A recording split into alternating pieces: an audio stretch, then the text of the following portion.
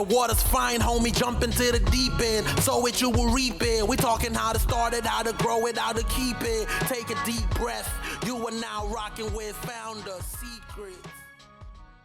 Liz, welcome to Founder Secrets. How are you? Good. How are you? Thank Good. you for having me. Good. Yeah. So it's interesting to have someone on who's been a teacher. So because I feel like a lot of people, when they talk about education, they don't have firsthand experience, but you actually do. Yeah. So we'll dive into the business in just a moment. But we'll start with an icebreaker. And the icebreaker is, if you weren't doing this as a career, what would you be doing? Flavia, you want to start? And by this, we don't mean podcasting. That's not. This isn't really a career. But if I were an entrepreneur, I think I would be a tennis pro, as in teaching lessons to like not a professional, middle-aged women. It's funny that the word pro applies to both, like, Novak Djokovic and like a 50-year-old in like Connecticut teaching old people how to play tennis. So I would be one of those, but more likely the latter, because I play tennis, and that was kind of always my fallback career that made me feel safe that I can always do that. Why is it women who hire the tennis pros? I don't know. I don't know. I'm not in that career, but certainly if I were, I would investigate the gender equality of tennis lessons. try to make sure everybody gets one. It's important.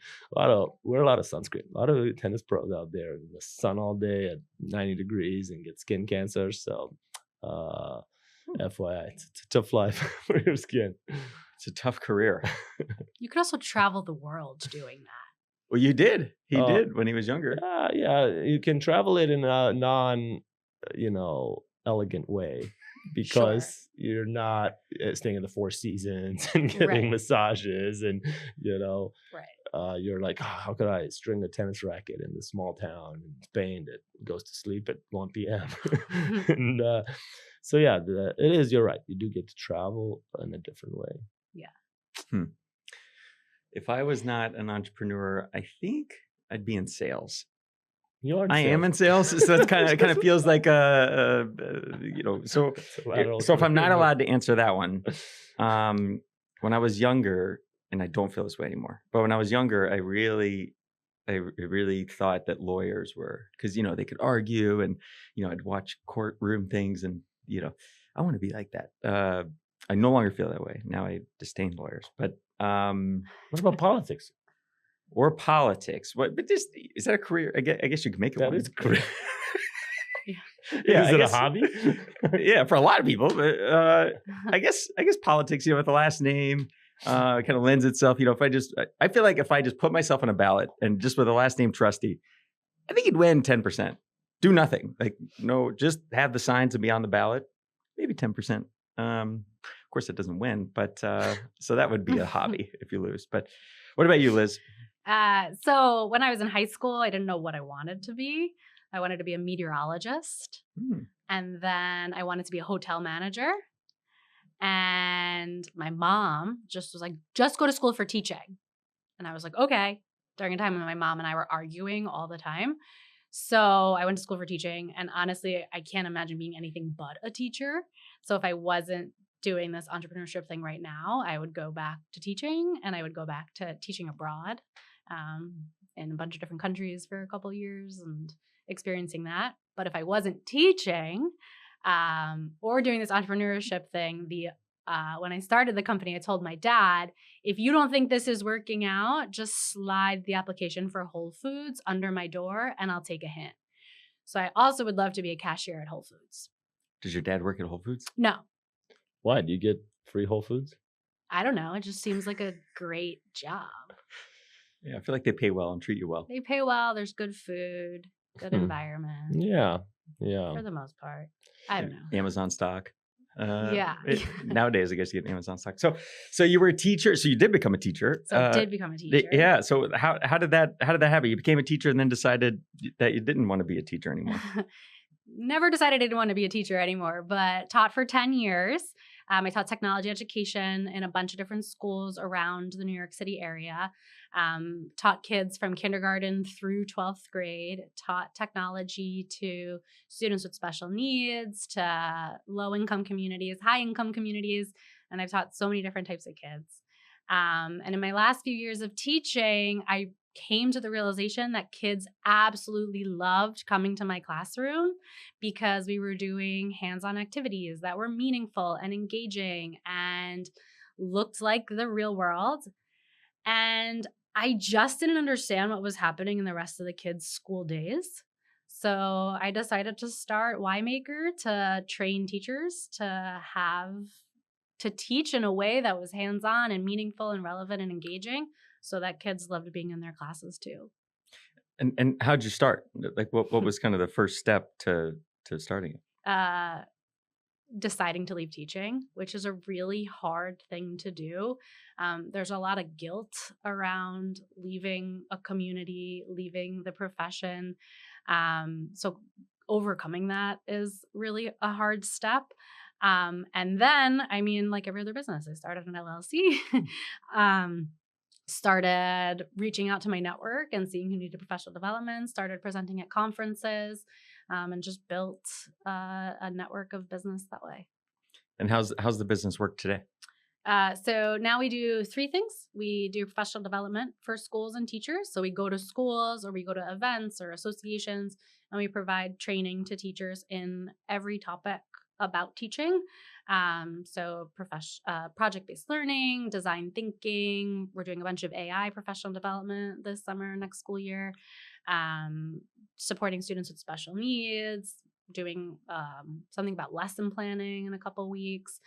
And so we do professional development. We also write curriculum for government agencies and private businesses, so to get their messaging out to schools and to teachers. And we also sell products to schools and classrooms. So I always hear people say the education system is broken. Uh-huh. And I never know what they mean. Like, well, I mean, the schools are still there. The teachers are still there. Kids are going. Actually, I was at a school last night. And it seems like it was working fine. So I guess, what do people mean when they say, oh, the education system in this country is broken? Everybody's like, yeah, you're right. Like, what are they talking about? It's a really hard question to answer. I've actually been, it's a really big nebulous kind of problem where there's not like one specific thing that is broken that needs to be fixed. I think it's a cultural mindset about what is the purpose of our teachers, how they are respected in our society and in our culture. And then I also think it's what our kids are learning, how our kids are showing what they know, how the bureaucracy of government funding and money plays into classrooms, how people who have never been in classrooms are trying to make demands on classrooms that are just unreasonable. How our kids are coming to classrooms with a variety of backgrounds and stories and situations, which we always have. And there's just not the intense level of support that is needed for those kids and for the teachers. And what happens to teachers is they just keep getting things added on. Oh, now you have this kid, write this report. Oh, now you have this kid, write this report. Okay, you wrote those reports, now write these reports. Okay, now look at your data. Okay, make sure you're doing the assessment. Okay, you're doing computer-based assessment. Hurry up, get your kids to learn how to type. Make sure you do your STEM fair night projects. Make sure you're doing this, make sure you're doing that. And it's just, the teachers just keep piling and piling and piling. You know, over the last like 60 years in education, we've just added to a teacher's plate, but we've never taken away. And I think that's what people are feeling, that a teacher's job is so many jobs that they don't have the time or space in a classroom to teach kids what they believe is best and what they know is best. And I think that affects us all. I have so many thoughts on this. So I think another big idea is that when kids graduate high school, they're lost, they're floundering. We send them to college. They get a college degree that's a bajillion dollars, and they get out of college and they're still floundering. They're still lost. Like, they don't know how to work in a workplace. They don't know how to take care of themselves as an adult in our society. And our school systems are not entirely helping kids be successful in careers. And I think when we hear business talk about our school system is failing, they're talking about we can't hire young people to work effectively in our businesses. And I think that's a big part of it as well. And to be honest with you, there are some schools who are doing absolutely fantastic things across our country to help prepare kids to be successful in careers and give them skills that they need to interview, create their LinkedIn profile, like work collaboratively with a team, like take feedback, give feedback. Like, when schools focus on that, it is really great and it produces incredible results. But Where does that come from? Where does a principal just decide that, or why do some schools do better in that way? So most of the schools that are doing that are career and technical education schools, CTE for short. And those schools are traditionally were vocational schools where students learn, auto shop or auto repair or cosmetology or, any sort of vocational trade where they can graduate high school with some sort of certification to get a job immediately. And those skills and those careers and those pathways are invaluable. Students graduate at like a 95% rate from a career and technical education program where they're graduating close to 80% from a traditional high school. Kids who graduate from CTE schools are more literate in English, writing, and math. They have those skills. They are employable. They have certifications. Even students with special needs graduate at an exceptionally higher rate from CTE schools than they do from traditional high schools. There's a path, there's a focus, there's a purpose bigger than what my history teacher is telling me, what my math teacher is telling me. So we're a huge proponent of career and technical education schools. I'm actually going to one tomorrow, and I'm super excited to see it. Wow. And so how do you're doing really continuing education for these teachers in a way, right? So how do you make sure that your business or the things that you're trying to teach these teachers don't add to the workload or the burden that you were just explaining? Yeah. So that is, there's this like stigma around professional development for teachers. Like, I don't need professional development. I know what I'm doing. Just leave me alone in my classroom and I'll figure it out. And as a teacher, I feel that sometimes there's some really bad professional development providers out there who are preaching this narrative that is not effective for their classroom. So we've really taken the approach that we're not trying to change teachers' curriculum and make them like redo everything they know. We're working with them to enhance what they're doing and respecting that the knowledge is in this room. So if I have a group of teachers together, the knowledge is in the room, not at the front of the room with the presenter. So we really honor that by asking teachers, why are we learning about this topic? What do we already know about this topic? What does research say? What do your peers say? What do people in other places say about this topic? And then how can you implement this in your classroom? So we're really focusing on like an approach to professional development that really centers on them, teachers learning from each other and thinking about how they can actually implement this in their classroom. So then what, I guess maybe you can share a little more detail about what is the program. Say you take a teacher in your old, by the way, do you do it in your old school where you used to teach? No, I'm not working. And so say you go into a new school and so like, where do you start? What do you do? So typically principals and assistant superintendents come to us with a specific need or want. So they'll say, we're working with a charter school network who came to us and said, our teachers are struggling to give kids who finish early something else to do. So like a really specific problem. And then we create like a solution to support those teachers. So we'll think about, okay, why are kids finishing early? Let's talk about that. Let's talk about how you are differentiating your instruction for kids who are finishing early and kids who are still struggling. And then let's talk about some strategies to help or give kids things to do that's still related to content that they're learning and help excel them. And then another school came to us and was like, we want to do AI professional development with our teachers. We have a group of teachers who's really interested in including AI into their lessons. What can we do? So we talked with them about some solutions for those teachers. And then the assistant principal said, okay, now that I'm thinking about it, what about the teachers who are still hesitant about using AI? How can we support them? So we'll put together a series of trainings to how to support the hesitant teachers. So typically schools are coming to us with specific issues and problems, and then we're customizing curriculum for them. But in a scenario like that where it's AI, where it's so, Apple just had a big announcement a couple of days ago around AI. How can the knowledge come from within the room? I guess some of the teachers are maybe just as a hobbyist interested, but they don't have experience, I would assume, with AI. I mean, a lot of people in technology don't have experience with AI. So how do you take something that's so new like that? Teachers know how to teach, and they know what works in their classroom.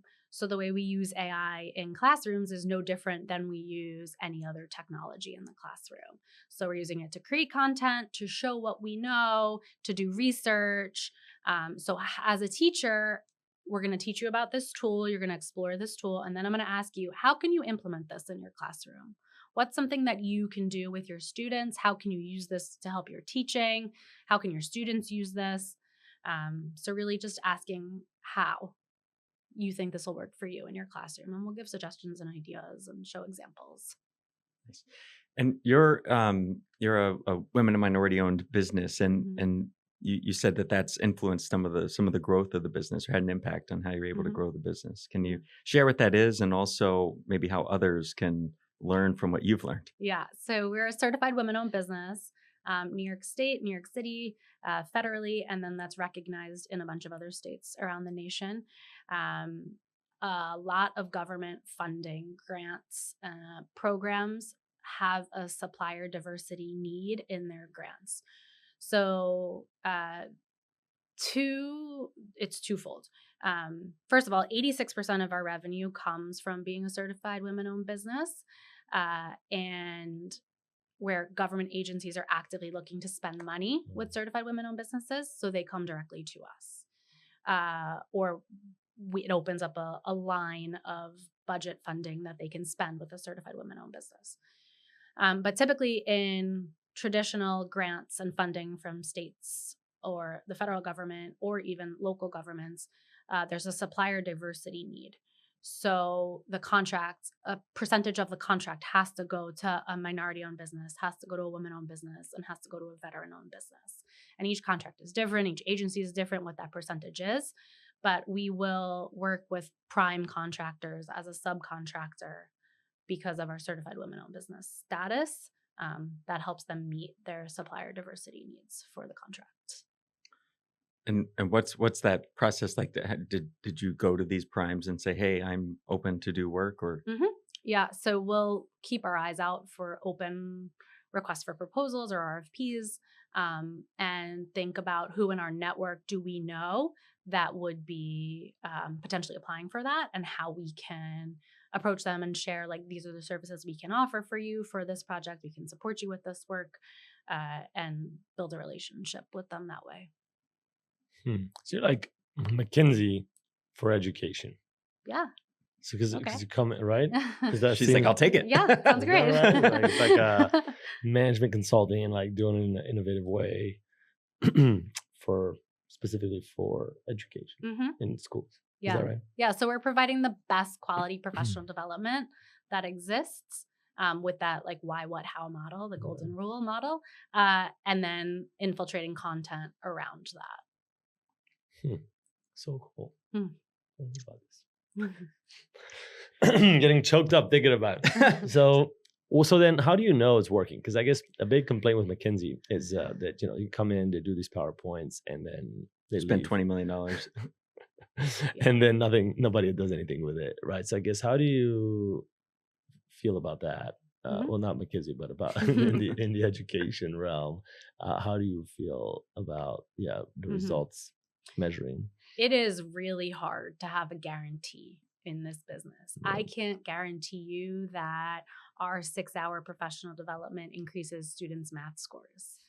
I haven't been able to figure that out yet. That is something that companies can do, but I haven't been able to figure that out yet. We do follow-up surveys with teachers and with school leaders. And we ask school leaders, have you seen improvements? Have you seen teachers using AI? Have you seen teachers doing project-based learning? Have you seen better lesson plans? 6 months and a year after our training is complete.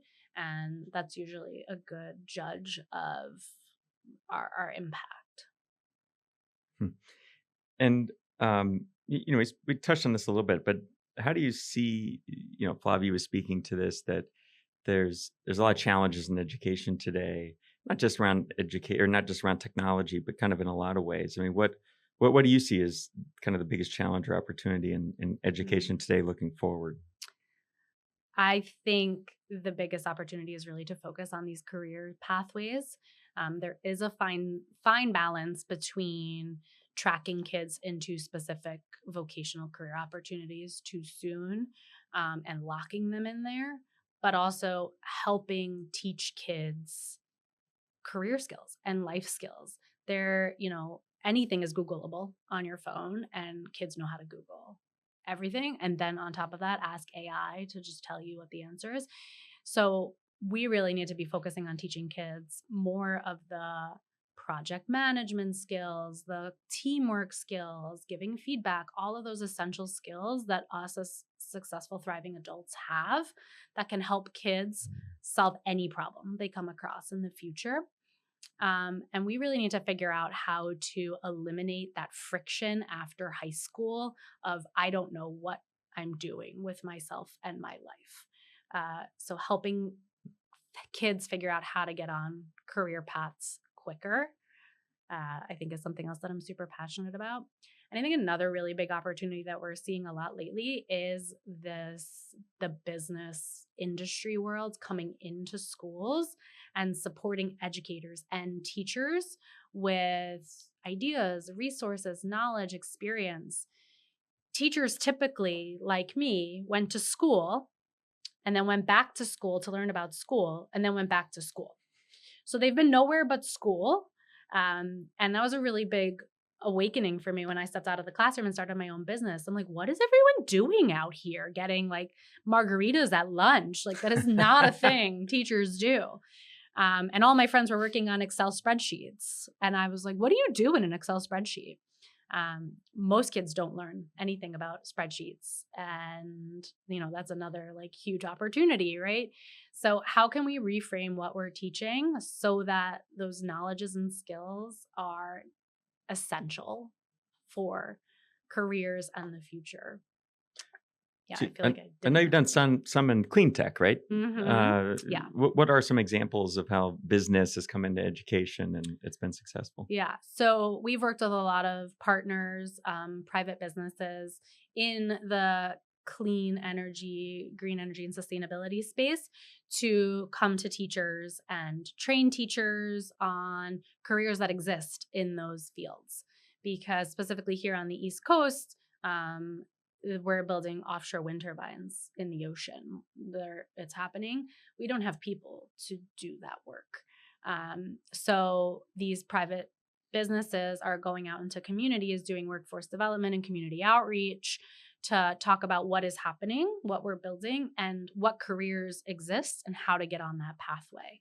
So we're talking to teachers about that. We're talking to kids about that. And WhyMaker is the teacher translator between these private companies and the education system.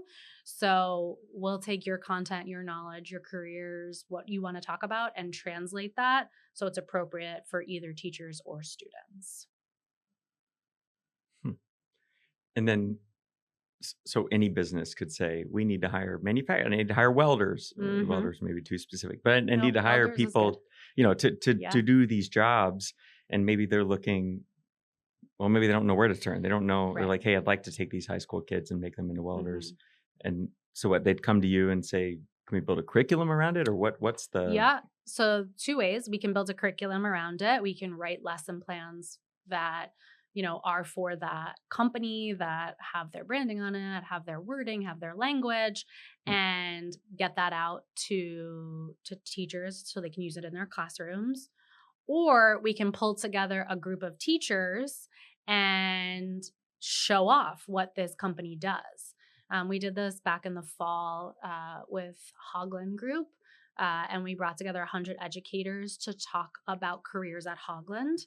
And we had a panel of young people who were working at Haugland who talked to the teachers about their pathway and their careers and how they wish one of their teachers told them sooner that they can join a pre-apprenticeship program or an apprenticeship program and get on this pathway much faster to a successful, rewarding career. We also at that event had the pre-apprenticeship and the apprenticeship programs talk. We had like a vendor fair where different departments of Haugland were around the room and showed off the drones and talked about like what the drones do and showed off some cabling and what the cabling does. And then we had a whole hour-long conversation about, okay, how do you talk to your kids about careers? How do you do mock interviews with students? How do you look at job posts and have your kids respond to job posts? So that whole, like, how do you teach this?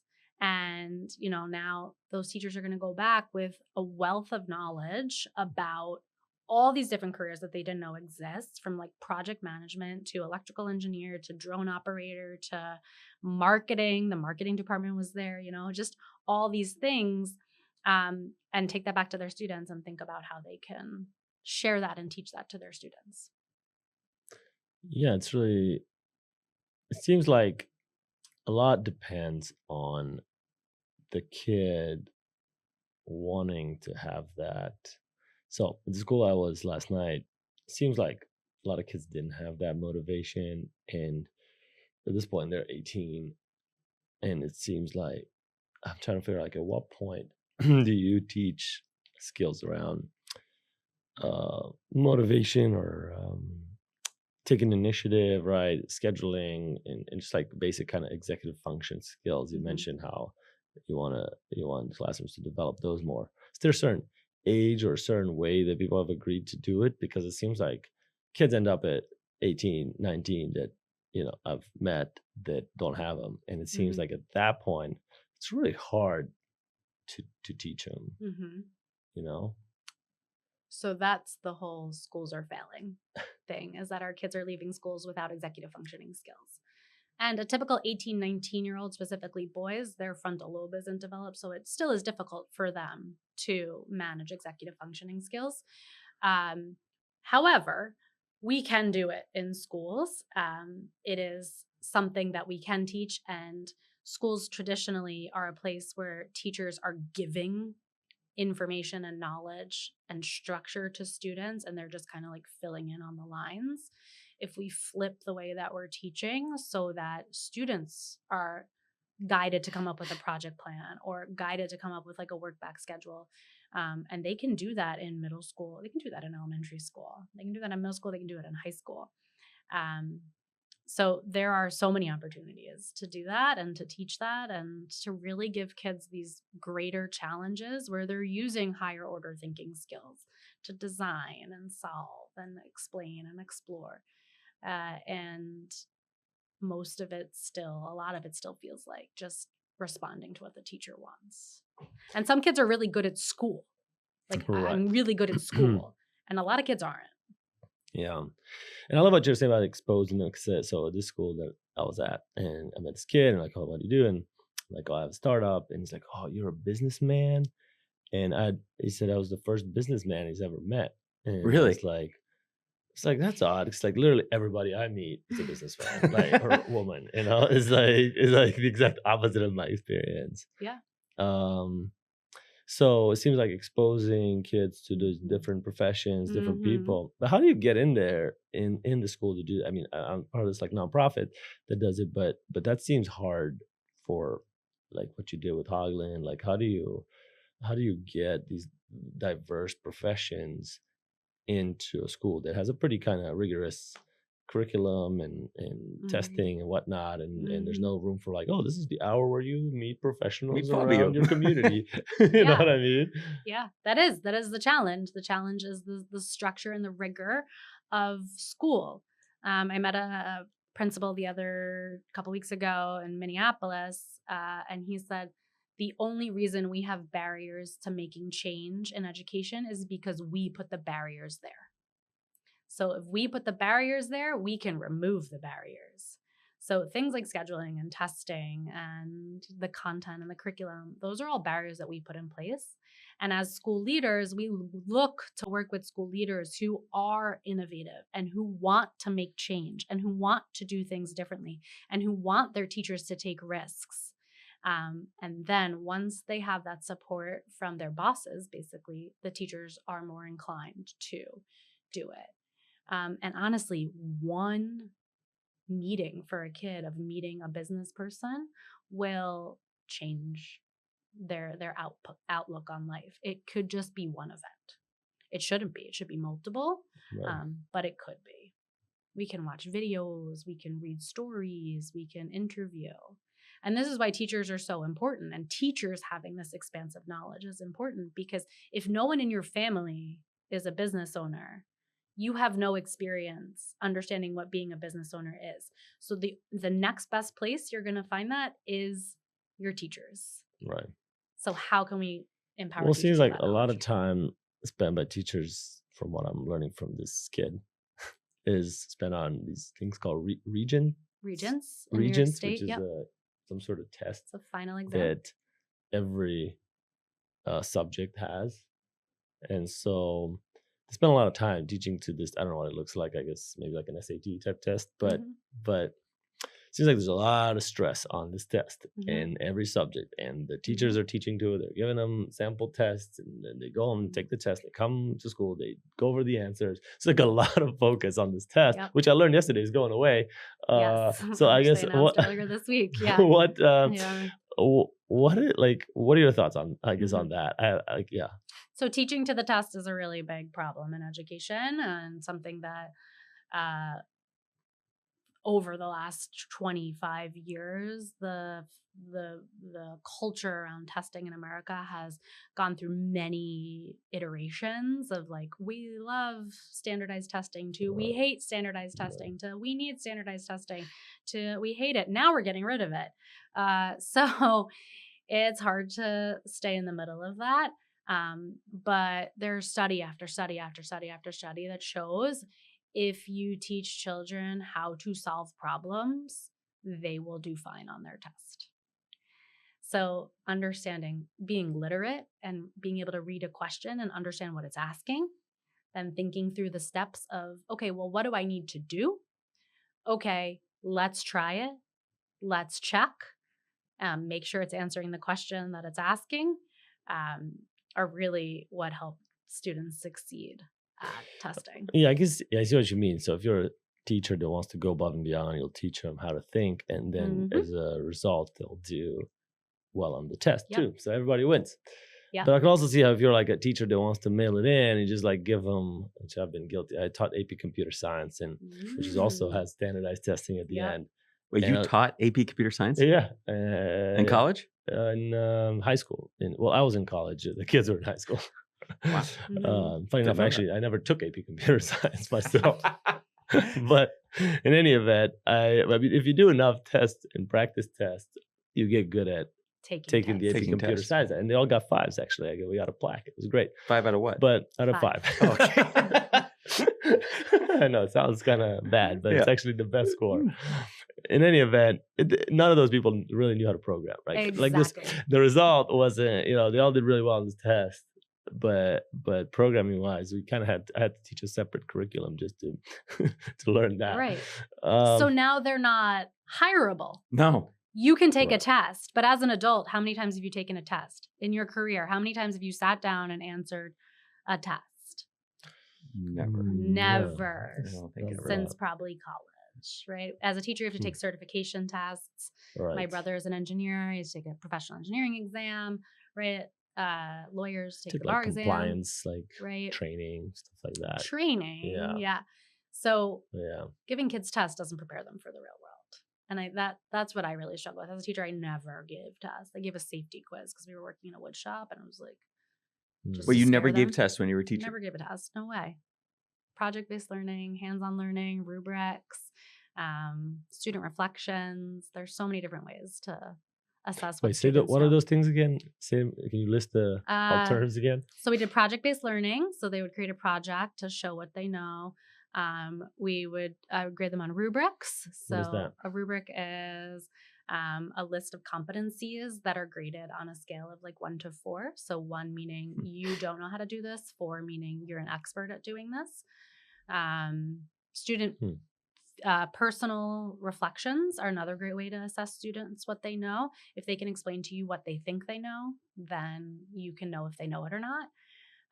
Peer reflections, well, they'll assess each other. They'll give feedback about each other. There's so many But strategies. what do you mean? If I just say I know everything, how is that helpful? Because you can't just say you know everything. You could tell me about things that you know, and I'll know if you know it. How would you know if I know it? Because you can tell me about it. Also, the reflection is like, oh, I know about the history of the Civil War, and here's what Because happened. this happened, that happened. I see. So it's in more detail. It's not just saying Yeah. I know it. Yeah. And you're So like, explain it. like, do you really know it? And also, when you do that, kids will get really honest with you, and they'll say things like, yeah, so I don't know why that happened, but I do know that this happened. And that's all I want to hear. Right. I want to hear that you're going to be a lifelong learner. Right. Huh. That's cool. I guess people should do more of that. The other thing is, where I was getting at with with the tests was that you, as a teacher, you could just mail it in, right? So Yeah. it seems like you have this this separation in teachers, and we've all had it, right? I've had like a couple of amazing teachers and then a bunch of like okay teachers. How do you overcome that, right? Because you get all these people, you can't change. It's not within your power to fire the bad teachers. Nope. And so how do you overcome? You have a room of teachers that mail it in, and a couple of ones that are like you, and they're great. Like what do you do with that? We don't try to change anybody. We try to enhance what they're doing. So if that teacher who doesn't want to be there, doesn't want to change anything that they're doing, we will sit with them personally and check in. Hi, what's going on? Really? Okay, yeah. And all right, so we talked about all these things. What's one thing you want to try in your classroom? Just try it out. Just see how it goes. And then that can sometimes unlock like a snowball effect of really trying to make some significant changes with them. And also like they've been there. They have tons of knowledge and experience about what works for kids that age. What they're noticing is different about kids these days. So they do come with lots and lots of knowledge and experience about it. How, when you've grown a lot and you've grown the business a lot, especially recently, right? Mhm. So, how do you see, because education is such a, the things we're talking about, like, I don't know what, if healthcare is 20% of the US economy, I don't know what percentage education is, but maybe it's like a few percentage points. It's a huge part of the Mhm. economy, and it's so complex. And, it's private schools and public schools and rich ones and poor ones. And so how do you view the future of your business, in relation to kind of the education sector as a whole? Does it just, grow? Do you expand your services? Like, do you go into politics? Like, what's the what's the kind of goal as the business grows? I will not become a politician. No, thank you. I also wouldn't ever want to be a school principal. Why is that? It just seems like a job where you're trying so hard to make everything right for all these bodies, and at every corner you're just met with just difficulties and barriers, and your hands are tied, and I don't know, it just seems like a really difficult job. And shout out to all the principals who do it all day long, and all the assistant principals, and they're heroes. So what we're trying to focus on now, so our goal is to train 1 million educators over the next 10 years with the WhyMaker way, which is a third of the population of educators in America. Whoa. And we are really focusing on creating high quality professional development that no matter what the changes in education, we can train teachers to improve their teaching practice. So that's what we're really focusing on. How do you do that? We're working on it this summer. Really building out a template for what does make excellent professional development, looking at research that does exist, talking to experts in the field, talking to teachers, talking to school leaders about what does work, what has worked, and then pulling that all together into a really kind of process and template. And then we can build on top of that. I was there's this startup guy. His name's Jason Fried. So he runs 37 Signals, this like tech company, and then like this very, very small microcosm of tech. He's like a hero, but outside of that, nobody knows him. And he's in Chicago. And I was listening to a podcast with him yesterday, and he was talking about how business is kind of revered. Here's what it is. So let's say that something amazing comes out of an educator comes up with something amazing, a philosopher comes up with something amazing that a nonprofit does. Kind of what ends up happening is that business tries to adopt it. Like a business is seen as top of the hill. That like that's what, at least in America, like we view that that's what we're doing. And he's a business person. We all are in this room. And he's like, why is that? Like, why is it that like, why is there a necessary connection between education and business? And part of it is we all have to make a career. But part of what he was talking about is that maybe there's been a fight between business and education for a while, and that educators, maybe some, don't respect business people, and some business people don't respect educators, and that has not been a conversation. That there's been, I'm changing some of his words, but that has been a difficult conversation and has not really been happening. And instead, the parties kind of ignore each other. And then education does their thing, business kind of does their thing, and they all point at each other. Is that part of what, because it seems like that's a lot of what you're bringing together, like bringing these real world skills that we believe kids need to have, and maybe they're not getting them right now. Is that part of what you're trying to do? Yeah, that is part of what we're trying to do. And I think there's a culture thing about this is public education, and private businesses shouldn't be involved in this public free education. And the opposite side of that, and I've kind of come to this realization lately, is that schools are just given money. They're just given money. And the people in charge of spending that money have no ownership of that money. It's just there. Like the money's in the bank. July 1st in New York State, our budgets turn over. The money's in the bank. How are you spending it? So it's different than working with a private business that is like, has to make up their money and like make it like sell to earn it right, that's the word. Where schools, it just kind of shows up, and it's a really interesting dynamic. I truly believe in public education. I think it is a fantastic system that America has been built on and has produced some fantastic thinkers and innovators and business people and workers and problem solvers and all the things. However, I think there is a giant opportunity for business and education to work together to make great things. And it's happening. I mean, it's been happening. The professional development space is a $12 billion industry in America. So there's a connection there, and schools need things. They need everything from like toilet paper to robots to training to fire extinguishers. Like they need everything. So I guess what would you, it seems like education is always cited along healthcare as one of the toughest industries to start a company in. Yeah. And I'm wondering like what would you advise, the next person that wants to do something in education?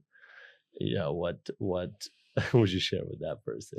Go somewhere else. Yeah. Get a job. Get something else. Be a teacher. Yeah, it's a really hard question. What I've been noticing watching other education companies, and I don't know if this is advice, but that everybody's doing a lot of things. So it seems like in education, you can't just be doing one thing. You need to be doing multiple things. So we do professional development, curriculum writing, and we sell products. Speaking with a company the other day that like writes RFPs and translates information from state governments to people who are interested and provides professional development on specific products. So that's what I think. And I also think, I don't know if that's the best, like niching down is really a key concept in business, that you find your niche and you go full force at it. So finding that in this mix is also a benefit. Like, I know a lot of product companies are like, we make this one product in education. But then when you dive into it, they're actually making multiple products for multiple different people. I don't know, I'm thinking out loud. I don't really have advice here. But It's hard. It's hard. It's not easy. And every school you talk to wants something different. Every principal wants something different. And you just feel like you're constantly met with, well, that's not going to work for us, and that's not going to work for us. And if you just tweak it a little bit, it'll work for us. Oh, we can't, you know. So it's hard. It's really hard. Oof. Yeah. So as we kind of wrap here, how do you balance your roles, you know, as an educator, leader, entrepreneur, and you seem like a lifelong learner, and how do you balance all of these things, you know, in terms of time? And some of your clients aren't here, you know, you mentioned Minneapolis earlier, you know, you're traveling, you got these conferences. How do you balance your time and stay sane? I'm obsessed with my calendar, and if it's not on my calendar, it's not happening. There's like, a thing. I don't know. I try to take at least one day every week where I'm not working. I'm not working on any of the leadership program positions that I'm in. I'm not like doing any like adulting things. Like, I'm not paying bills. I'm not cleaning. Like, it's a day to spend with friends, be outside in nature, and do all those things. Something else that's helped me over the last, I don't know, couple of years, many years, is just working out. Lifting weights, getting stronger, like the ability to see what your body is able to do helps you realize what your mind is able to do. And that's really helpful. And then finding the balance between friends who are not in business and friends who are in business, because friends who are not business owners don't like have the weekends and the nights, and they do things, and they don't want to talk about business all the time. They want to like talk about other things that you're like, oh yeah, people have lives out here. So that's helpful. Yeah, those are the people with margaritas at 12:30. Yeah, margaritas at 12:30. Definitely not the entrepreneurs that are having margaritas. No. Definitely not. Or the teachers. Yeah, the entrepreneurs are the teachers. Yeah. Well, that's excellent. All right, so we'll wrap with, what's a life hack that you've recently learned, or not so recently? It could be at any time. Liz, you'll go last, so you get a chance to kind of think of one. I can start. So I, stopped living full time in New York City in April, so now I come back each month, and so I'm back to like a lot of travel, and this is a must-have. So a portable USB-C external monitor. So by this I mean you can buy. It's made by Lenovo. It's the best one. It's a ThinkPad, which used to be a laptop, but now it's a screen. But it's a thin screen. I can show it. It's right there in that bag. I travel with it everywhere, and I think it's amazing for a couple of reasons. One, it's almost the exact same size as a MacBook Pro 14-inch screen. So you could put it right next to your MacBook screen, and boom, you immediately have two screens that are the same size, same resolution. So I think that's really helpful, because if you get a big one or too small, it's like weird. Like if you use an iPad Pro, it's not the same size. And then it's easier to stack on top of each other. It's easier to stack. So I stack it right on top of it in my laptop bag. It fits into like a tablet size. Okay, so there's that. The second thing that makes it great is it's thin. So it's just thin and easy. And then the third is that it's powered by USB-C. So you don't have to plug it into a wall. It pulls the power off your laptop. So you just plug it into the MacBook, works with Windows too. And it's one cable, and boom, it immediately turns on. You don't even have to turn it on. And it's magic. So anywhere in the world, I can have two screens, and it just works. So if I need it for 20 minutes to do a screen share, because I don't like to share my main screen, it's great. The last thing I'll say is that there are a bunch of cheap ones. Like if you go on Amazon and you search for portable USB-C screen, you'll find them for $60. They suck. They're not bright. So they have very, very low brightness. They're nits, which is a way of defining how bright something is. They're very low. And so this Lenovo one, you can use my affiliate link. Just kidding. But this ThinkPad one is the best one. Even though it's like $200. It's like $190. But I've had mine for 4 years. It's great. Still use it. Used it today. That's my hack. Should reach out to Lenovo to sponsor the podcast. Yeah, no kidding. Thought that's what we were doing. So Have you heard of Alan Watts? I was a famous computer scientist, right? Oh, I No? don't think so. He was like a You philosopher. didn't learn that in AP. Yeah, Yes? AP Comp Sci? yeah. In AP Comps, I learned everything you don't need to learn write a computer program. The history. I always love how people confess that and be like, "Who invented the first computer?" Like, who cares? You'll never Let's use just this. Code. Never. Like, we don't care who invented every little piece. It doesn't matter.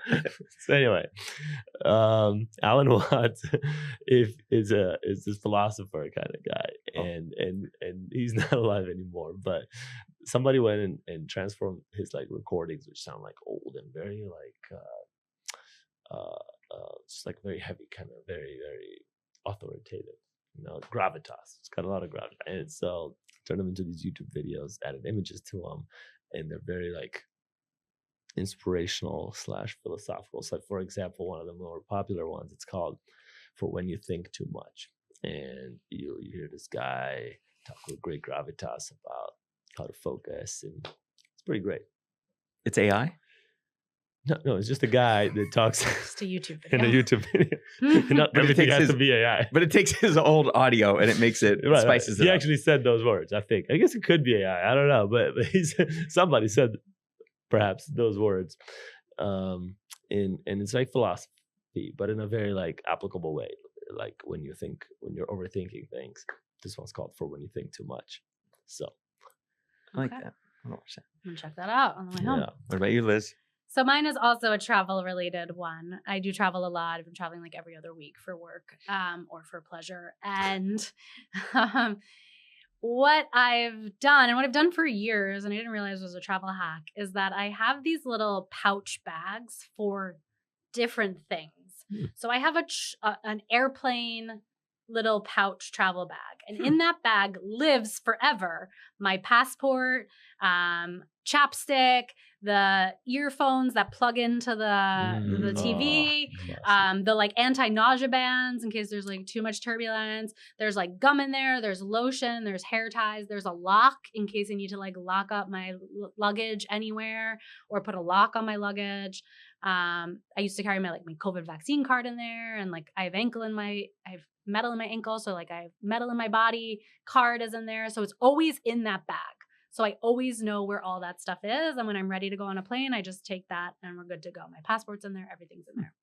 And then I have another bag with cords and wires because adulting is really just about managing cords. Totally. Right? So I have a bag of cords, and I take that when I go do presentations. It has the HDMI adapter, the VGA adapter, because some schools still use VGAs, an extra HDMI cable, chargers, extra chargers for my phone, my iPad. All the cables are in there, and they always live in there. They don't ever come out of this bag. They just live in this bag. So having these bags of storage, but That's like nice. to-go bags, is just a life hack I've been thinking about this week as I That's a good one. That is a good one. Yeah. That's a When I used good to one. travel a lot, I even had all toiletries as duplicates. Like even Yeah. had 2 toothbrushes. Yeah, Yeah. oh, yeah. No, yeah, two I of have everything. that. I have You that. have that, Yeah, I yeah? have that too. I just ordered more moisturizer because of my double Oh, of that's- everything. Totally. So you can does- just grab it when you leave. But having the travel bag, it's a good idea. Yeah. Do you have, Um, like cash too in it, like Yeah. just for like if like your go bag has stashed cash. Cash. Yeah, that's probably a good idea. Gold I'll do bars. that. Gold bars. Extra credit cards. Extra credit cards, other people's credit cards. Other people's Uh, passports. IDs. Liz, wish. how can people, if people want to reach out to you, where can they find you? Plug. This is the plug section. So plug the business. How can people reach out to you, and what would you like to plug? So we are all over the internet. We are WhyMaker.com, WhyMaker.com. You can find our contact information there, all over social media, really active LinkedIn page. Send an email, send a call, send pigeons, whatever. We can get in touch. Awesome. Well, thanks so much for coming on Thanks Founder for Secrets. joining. Thank you for having me. Thank you for rocking with the homies. Taylor, Trusty, and Flavio. Seize the day, own it. Until next time, hold it down, hold it down. Hey.